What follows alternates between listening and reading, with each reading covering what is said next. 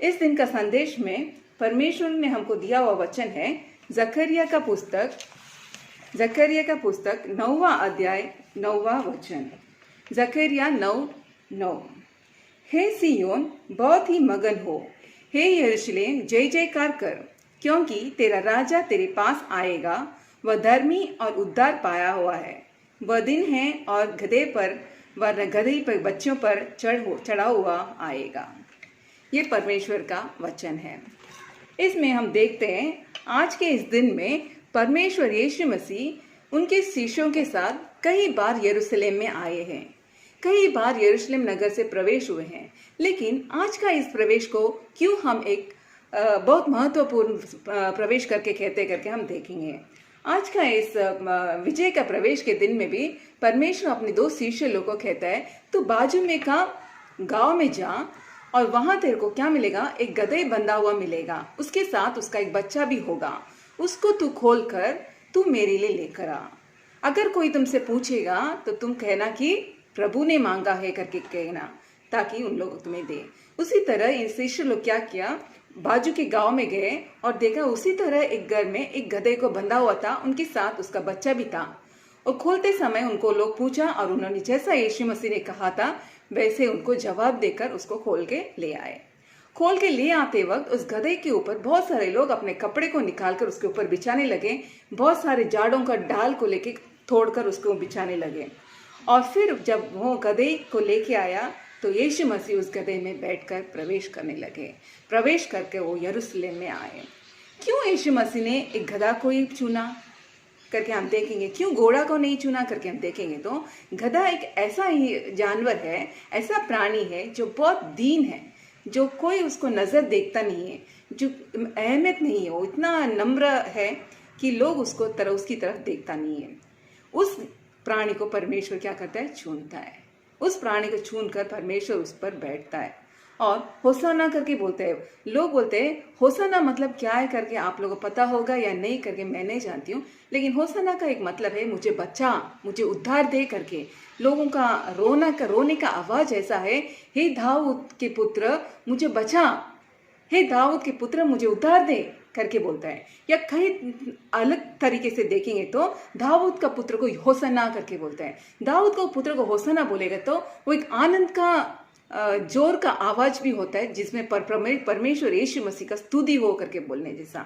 2 तरीके से हम देख सकते हैं। इसमें परमेश्वर बोलते हैं सिय्योन के पुत्री तुम आनंदित हो कि तुम्हारे पास कौन आ रहा है, परमेश्वर प्रवेश कर रहा है करके बोलता है। शांति का दूत तुम्हारे और प्रवेश करते हैं करके।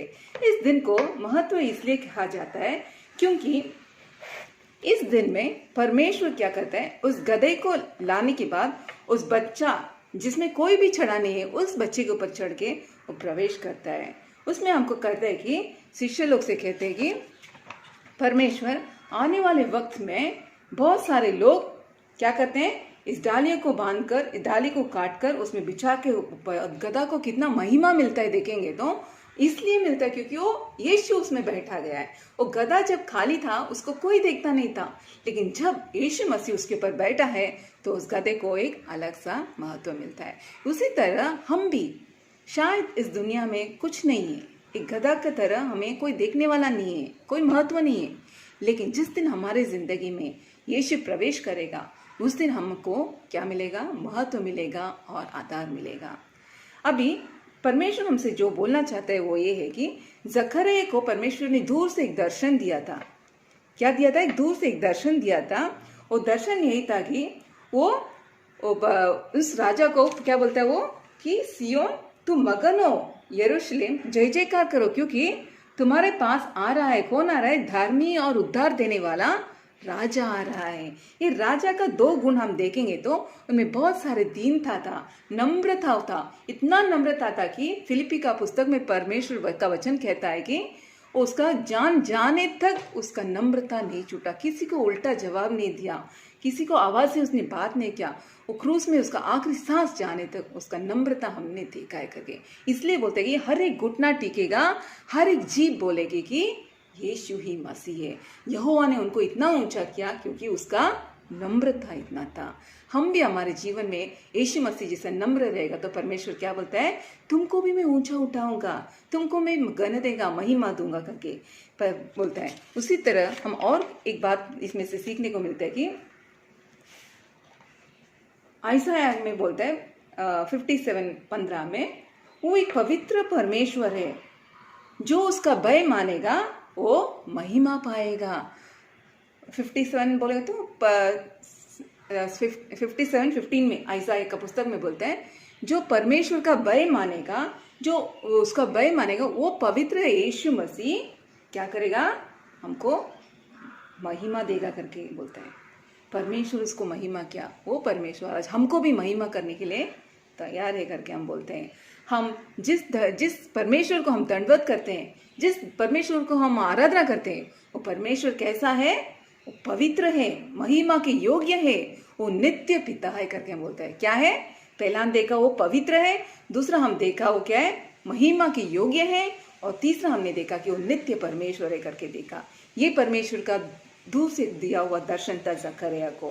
बाद में हम नीति वचन में देखते हैं 22:4 में, नम्रता और यहोवा का भय मानने वाले का फल क्या रहता है, धन्य रहता है, महिमा और जीवन होता है। इसको क्या मिलता है, महिमा और जीवन मिलता है जो परमेश्वर का भय मानता है। वो नीति वचन 22:4 में हमको दिया है। बाद में हम देखते हैं सिर्फ यीशु का दीन होने का वजह से सारे घुटना उसको टीकेगा करके बोलता है ना। हम भी अगर परमेश्वर का भय मानने वाले हैं, हमारा गुण भी अगर नम्र है, दीनता हमारे अंदर है, तो परमेश्वर क्या करेगा, हमको भी ऊंचा उठाएगा करके हमको यीशु मसीह का दीनता से हमको सबक मिलता है। यीशु का मार्ग को अपनाया है क्या हमारे जीवन में हमने यीशु मसीह का मार्ग को अपनाया है क्या, उनकी तरह हम दीन है क्या हमें अपने आप को दीनता से श्रृंगार किया है क्या। श्रृंगार बोलेगा तो हम सोचते हैं कि कभी कभी अच्छा साड़ी डालना, अच्छा कान में डालना, अच्छा गले में डालना, अच्छा ये करना, ये सभी श्रृंगार है। लेकिन परमेश्वर बोलता है, क्या तुम अपना दीनता से अपने आप को तुमने श्रृंगार किया है क्या। अगर तुम वैसा श्रृंगार करते हो क्या करके तुम सोचो, नहीं हो तो अपने आप को आप उस रीति से आप श्रृंगार करो। दूसरी बात यह है कि यरूशलेम में आया हुआ परमेश्वर का विजय प्रवेश से आया हुआ परमेश्वर का क्या गुण है हम करके देखेंगे तो मत्ती 21:4 में कहता है कि भविष्यद्वक्ता के बारे में पूरा होने के लिए वो कौन है, शांति का राजा है। उसका गुण क्या है, जो विजय प्रवेश में आया हुआ यीशु, उसका गुण क्या है, वो शांति का राजा है, समाधान का प्रभु है करके हम देखते हैं। दो गुण हम उसमें देखते हैं, शांति का राजा और समाधान का प्रभु। सियोन की पुत्री को कहता है वो, देख तेरा शांति का राजा तेरे पास आ रहा है, प्रवेश कर रहा है, समाधान का प्रभु तुम्हारे पास हो रहा है, नम्र होकर तू उसके पास आ करके परमेश्वर बोलता है। उस तरह परमेश्वर इंसान को, आज हम देखेंगे तो इंसान के पास पैसा हो सकता है, धन हो सकता है, धन दौलत, घर हो सकता है, बंगला हो सकता है, बड़ा बड़ा गाड़ी हो सकता है, बहुत इधर से भर के दागिना हो सकते हैं, सब हो सकता है। लेकिन इंसान के पास एक चीज नहीं है, वो क्या है, शांति नहीं है, समाधान नहीं है। ये दो चीज तुम लोग को किधर जाएगा तो भी कोई दे नहीं सकता है, कोई मनुष्य तुम लोग को दे नहीं सकता है, कोई मनुष्य नहीं दे सकता। कितना पैसा करोड़ों करोड़ देगा तो भी तुमको ये दो चीज कहीं से भी नहीं मिल सकता। ये देने वाला सिर्फ कौन है, यीशु मसीह है। क्योंकि यीशु मसीह खाली यीशु मसीह को क्या बोलता है, शांति का राजा, समाधान का प्रभु करते हैं। सिय्योन का पुत्र तुम तुम्हारे दुख को देखकर वो बोलता है, तुम तुम्हारे दुख के दिन को भूल जाओ। क्योंकि शांति का राजा तुम्हारे पास आ रहा है, तुम्हारे घर पे आ रहा है, तुम्हारे पास आ रहा है, तुम उसको पुकारो, रो रो के पुकारो करके बोलता है। क्योंकि वो सबको, हर एक को परमेश्वर क्या करते हैं, शांति को देने को तैयार है, समाधान देने को तैयार है। उनके शिष्य के लोगों के साथ क्या हम भी आज होसाना करके बोल सकते हैं, परमेश्वर मुझे बचाओ करके बोलने के लिए तुम तैयार हो? तो वो भी तुमको निश्चय से जो तुम मांगते हो परमेश्वर को, वो शांति और समाधान वो आपको देने को तैयार है। अगर तुम आज के इस दिन में परमेश्वर तुम्हारे लिए शांति देने के लिए इस पृथ्वी में आया है, दीन बन के आया है, इतना दुख भोग कर आया है, दीनता में उन्होंने जन्म लिया, क्रूस में उसका जान देने के समय तक उसने दीनता में रहा। इसका सब कारण क्या है, वो तुमको शांति देना चाहता है, तुमको समाधान देना चाहता है। अगर तुम परमेश्वर से मांग कर परमेश्वर से शांति मांगोगे, शांति पाओगे, समाधान पाओगे, तो ही आज का ये दिन विजय का प्रवेश का दिन करके कहलाएगा।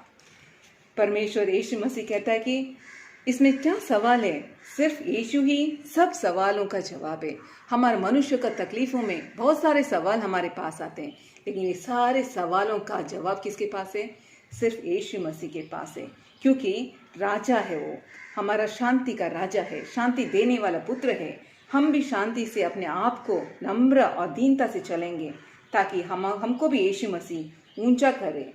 आप सबको आगे का इस पूरा सप्ताह पवित्र सप्ताह करके माना जाता है। इस सप्ताह परमेश्वर आप लोग को आशीष से भरने के लिए हम प्रार्थना करते हैं। परमेश्वर आप लोग को आशीष